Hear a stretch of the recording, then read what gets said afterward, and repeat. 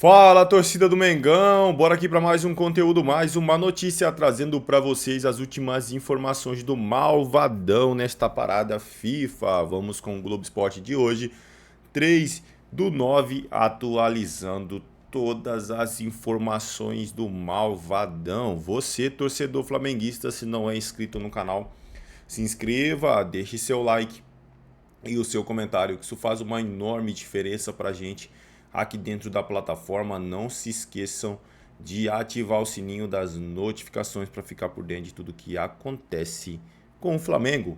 Agora, sem mais enrolação, pessoal, bora pro conteúdo, bora pra notícia.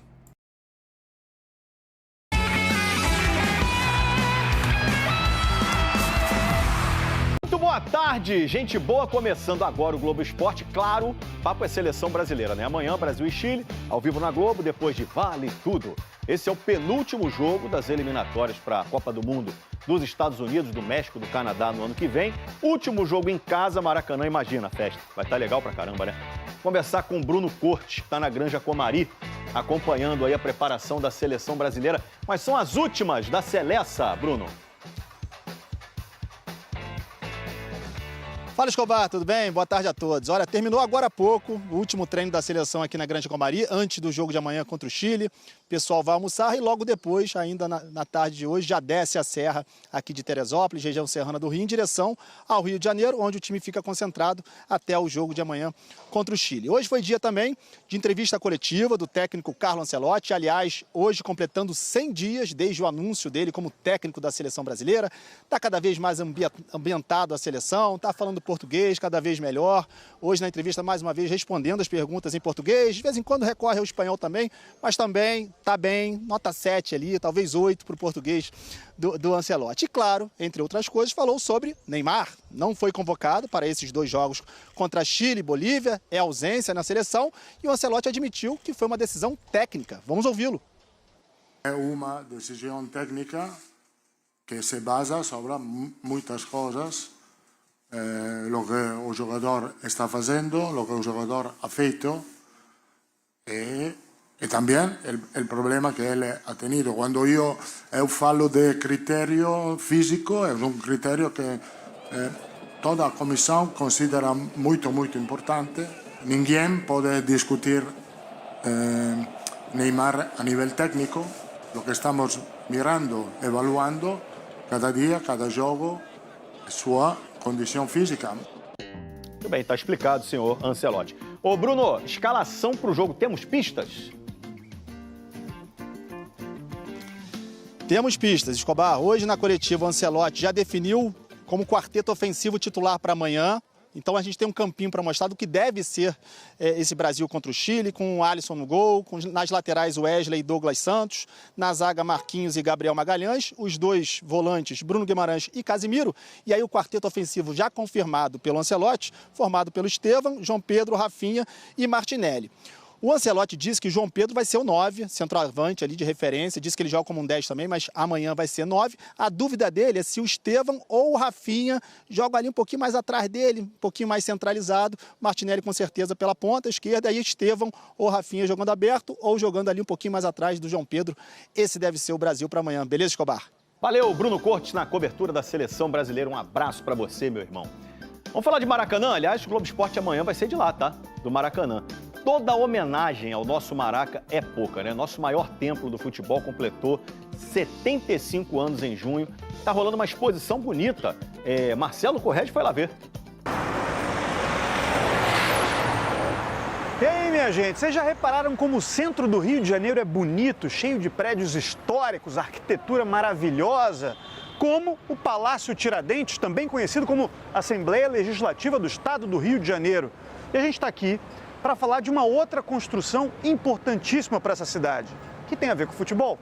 O Maracanã, 75 anos, ganhou uma exposição aqui dentro. Vamos ver.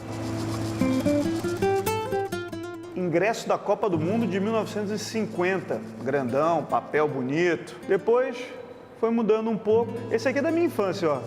1984. Hoje em dia é só com reconhecimento facial. E aqui a parte que eu achei mais bacana da exposição. uma sala dedicada aos grandes jogadores da história desse estádio, quase todos brasileiros, mas alguns estrangeiros também. Itens lembrando o Maradona, o Messi, o Cruyff, aí já entrando no Brasil, Evaristo de Macedo, Bellini, Jairzinho, Gerson, Rivelino, itens do Botafogo, da seleção brasileira e pessoais do Garrincha. Como, por exemplo, o certificado de dispensa do Exército, com a seguinte justificativa: em 1951, Garrincha tinha 18 anos, insuficiência física definitiva para o serviço do Exército, podendo exercer atividades civis. Roberto Dinamite, com camisas originais, Vasco e Seleção Brasileira, e o grande artilheiro da história do estádio, Zico, lembrado nessa parte com uma camisa do Flamengo de 1989 e uma da Udinese original, olha só, período que ele jogou na Itália. Com essa, ele não jogou no Maracanã. Tinha que terminar com o rei do futebol, uma sala dedicada ao Pelé, com duas camisas originais dele, uma da Seleção Brasileira, outra do Santos, e também um dos 430 itens que vão impressionar as pessoas que vierem aqui ao Palácio Tiradentes. Aliás, todos esses itens pertencem ao Alex. É o mais importante, essa bola aqui? Sim, eu acho que marca o fim do ciclo do Pelé na Seleção Brasileira. A despedida dele da Seleção Brasileira em 1971, num jogo contra a Iugoslávia, e uma bola original. Deu trabalho pegar essa daqui, Alex? Onde você foi buscar? Itatiba, São Paulo. Rumo aos 100 anos agora, Alex? Sim, quero estar lá. E com mais itens. Mais itens. A coleção tem que aumentar. Valeu, obrigado. Bem legal, hein? E o Vasco apresentou. Fala, torcida do Mengão, sejam todos bem-vindos. Bora aqui para mais um conteúdo, mais uma notícia, trazendo para vocês, pessoal, as últimas informações do Mengão. Vamos aqui com o Vene Casagrande, atualizando as últimas informações do Malvadão. Pessoal, se não é inscrito no canal, se inscreva, deixe seu like e o seu comentário, que isso faz uma enorme diferença pra gente aqui dentro da plataforma. Não se esqueçam de ativar o sininho das notificações para ficar por dentro de tudo que acontece com o Mengão. Parada FIFA aí, pessoal. O Flamengo tá embalado no Campeonato Brasileiro. Também tem um foco aí na Copa Libertadores. Então, assim, o Flamengo tem tempo para trabalhar, para manter o foco nessas duas competições.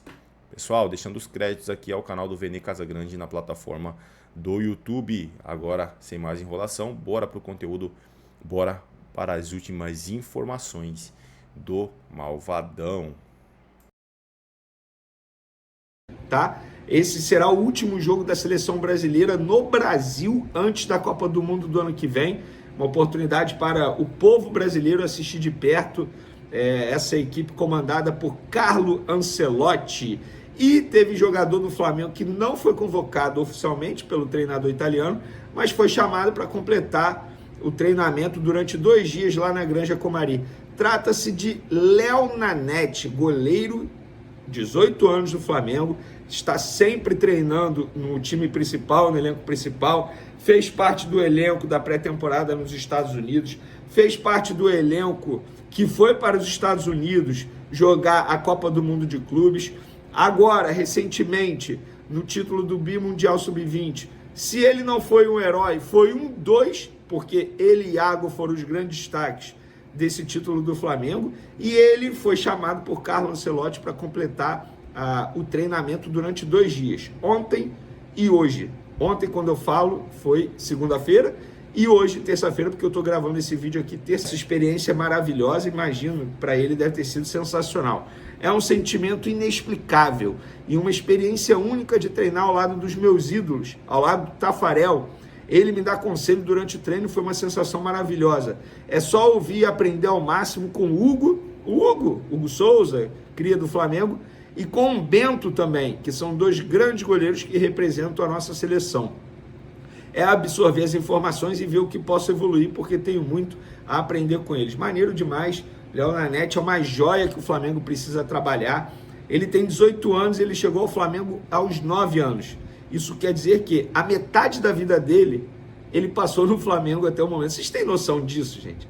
É muita história dentro do Flamengo e ele é torcedor do Flamengo fanático, pelo que me relataram, ele e a família dele, tá? E por falar em seleção brasileira, tem muita gente se doendo com dorzinha de cotovelo porque Samuel Lino foi chamado.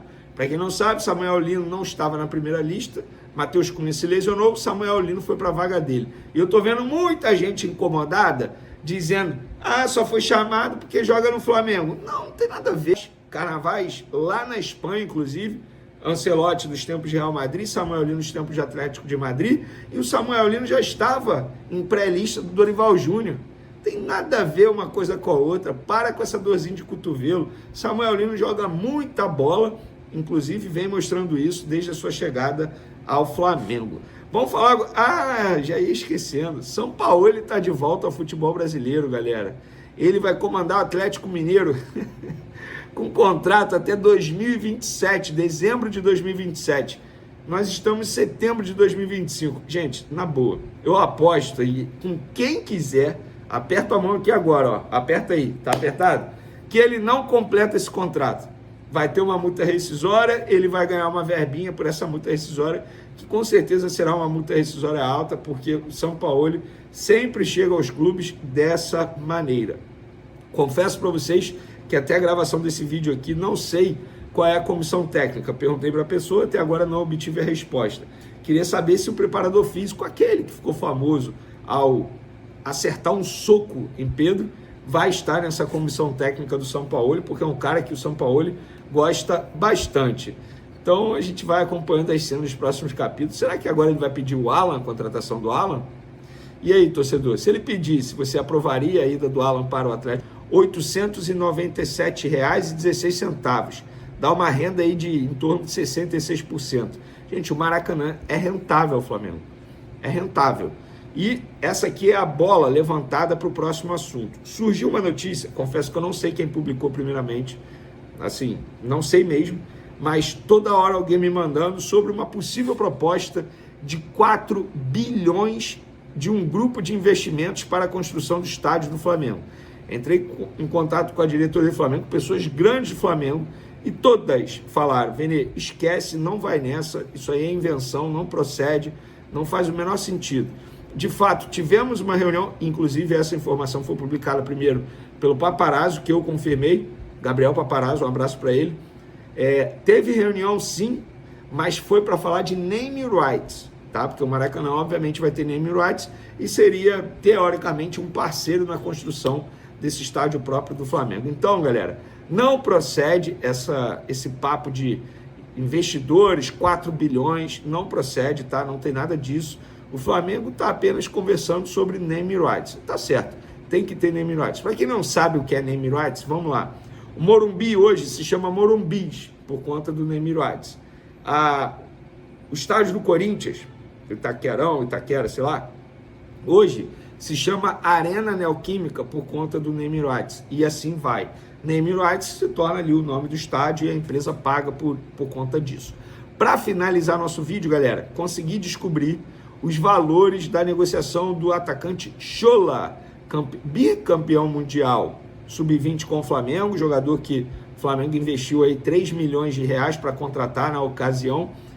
E o Flamengo negociou esse jogador com o Dinamo de Kiev, ele foi anunciado. Após o anúncio, uma pessoa me confirmou quanto o Flamengo vendeu o jogador Dinamo de Kiev. O Flamengo acertou a venda de 50% do atleta por $400 mil, tá? Isso dá hoje 2 milhões de reais na cotação de hoje. O Flamengo vai manter 50% desse jogador de 20 anos para uma venda futura. Vou dar a minha opinião, não sei se vocês vão concordar comigo. Para mim, uma baita negociação, porque o jogador que não seria aproveitado no time profissional tem tudo para se destacar no Dínamo, ser vendido futuramente e o Flamengo ainda ganhar mais dinheiro futuramente.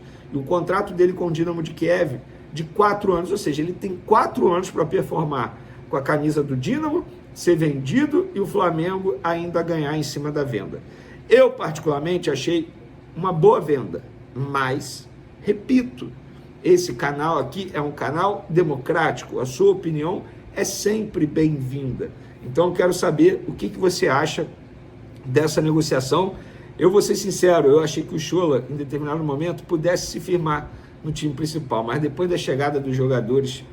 Olha, o Michael hoje, cara, o Michael não é utilizado. Foi relacionado aí no último jogo, mas não é utilizado. E eu falo Michael porque é a mesma posição, né? Jogador de beirada, atacante de beirada.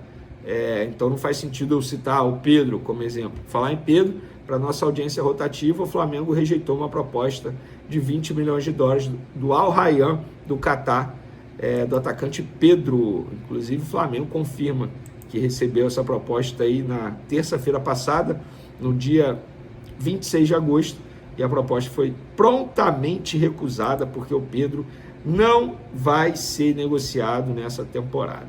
Valeu, tamo junto, ótimo dia. E bora para mais uma notícia. Felipe Luiz vê Flamengo superior diante do Grêmio e lamenta empate. Merecíamos um resultado melhor. O treinador define pênalti de Ayrton Lucas como um lance difícil e duvidoso. E cita a convocação do Samuel Lee na seleção. Que ele vá, jogue no Maracanã, não na Bolívia e volte.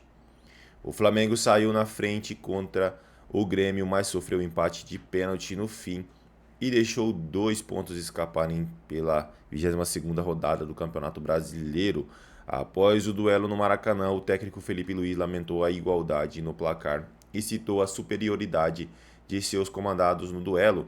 No jogo de hoje fomos muito superiores, tivemos muitas chances de fazer gol, um volume grande de jogo, verdade que foi uma partida muito parada, tipo de jogo que eu não gosto, criamos inúmeras chances mais do que o suficiente para fazer o primeiro e depois o segundo, e em um lance difícil e duvidoso acabaram empatando, disse o técnico, acrescentando. O futebol brasileiro é muito difícil, o brasileiro é difícil. Foi um jogo que merecíamos vencer, merecíamos um resultado melhor, infelizmente não veio. Levantar a cabeça e pensar na próxima. Controlamos bem quase todos os lançamentos, até mesmo do pênalti do Ayrton. Não ia acontecer nada, era uma bola que ia para trás no pé do nosso jogador. Não estavam machucando mesmo com essas mudanças. Não lembro de ter um chute no gol do Rossi, sinceramente, e nós com a bola estávamos com mais facilidade ainda, à exceção do tiro de meta em que eles subiram as linhas e pressionaram mais. Com a construção em si, não estavam machucando muito. Não lembro de a equipe ter sofrido. Em uma fatalidade aconteceu o pênalti, a única chance que eles tiveram, e com isso o empate. O treinador também citou a convocação de Samuel Lino, chamado por Carlos Ancelotti, neste sábado para a vaga do lesionado Matheus Cunha, do Manchester United. Nesta data FIFA, a seleção brasileira encara o Chile no Maracanã e depois viaja à altitude de El Hato para medir forças com a Bolívia. Ambos os duelos são válidos pelas eliminatórias sul-americanas para a Copa de 2026. É isso aí. Torcida do Mengão, agradeço a vocês pela companhia e até o próximo conteúdo.